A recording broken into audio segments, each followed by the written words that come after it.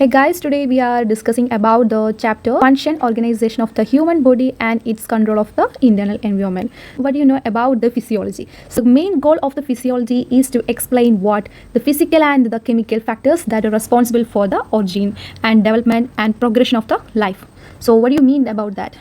So each type of our life is very simple virus to the largest tree or maybe the complicated human being. So its own functional characteristic. So the vast field of the physiology we can be divided into viral physiology, bacterial physiology, cellular physiology, plant physiology, and the main important is that human physiology. So we have to focus on the human physiology.